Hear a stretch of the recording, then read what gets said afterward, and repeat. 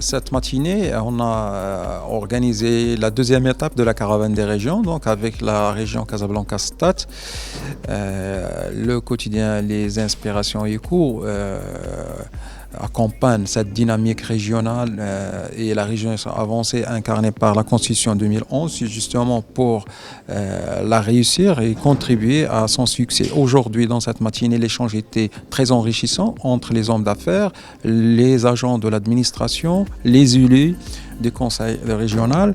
Donc, ces trois côtés de ce triangle aujourd'hui qui est le pilier de la croissance et du développement dans une région, s'est retrouvé dans une seule salle pour échanger et réfléchir ensemble sur les leviers de croissance. Et comme vous l'avez constaté, il y a eu pas mal de propositions, il y a eu des alliances, il y a eu des difficultés, donc à charge pour le conseil régional avec les autorités de les aplanir et de s'ériger en facilitateur du climat des affaires. هذه الصبيحة هذه كانت بادرة مهمة جدا. لاش؟ لأنه فيها لقاء ما بين المنتخبين وكذلك الصحافة وكذلك المستثمرين، لأنه نتبادلوا وجهات نظر ونشوفوا العراقيل اللي كاينة باش يمكن لنا الجهة ديالتنا ننميوها ونطوروها، ونشوفوا كاع الحوايج اللي يمكن لنا نساعدوا فيهم الجميع باش يمكن لنا نطوروا الجهة ديالتنا ويكون مناخ جيد للاستثمار.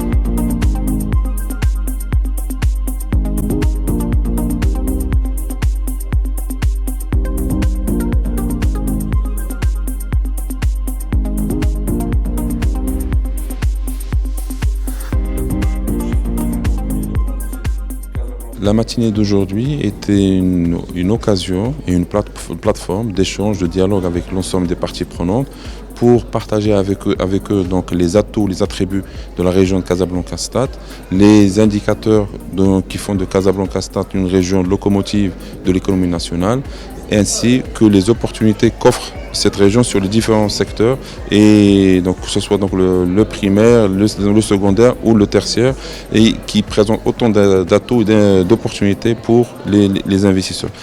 Ça d'une part. D'autre part, l'objectif était aussi de discuter, de débattre de l'environnement des affaires au niveau de la région, et qui est consolidé par la mise en place et le CREA Casa, le comité régional de l'environnement des affaires, dont la principale mission est d'assainir et de faciliter l'acte d'investir pour tous les investisseurs. Tout d'abord, ce que j'étais extrêmement heureux, c'est de voir tout l'intérêt qui est porté à la régionalisation. La régionalisation avancée est une avancée pour notre pays, et c'est une politique qui va permettre, comme on l'a dit, de faire une croissance pour l'ensemble du royaume. Il n'est pas question d'avoir une concurrence entre les régions, mais plutôt une complémentarité et une croissance dynamique pour tout le monde, avec ce qu'on appelle une accélération différenciée pour les régions les moins dotées, de manière à ce que le PIB global soit augmenté et que l'égalité des chances soit pour tous. Cette matinée, nous avons pu voir un excellent exemple de ce qu'on peut appeler l'écoute et la discussion publique-privée. Comme vous avez vu, le public, aussi bien au niveau des élus qu'au niveau de l'administration, ont présenté un plan politique et de réalisation assez ambitieux. Nous, en tant qu'hommes d'affaires, nous sommes chargés de rentrer dans cet environnement et de traiter au mieux pour créer un maximum de richesse. C'est notre rôle et c'est notre but.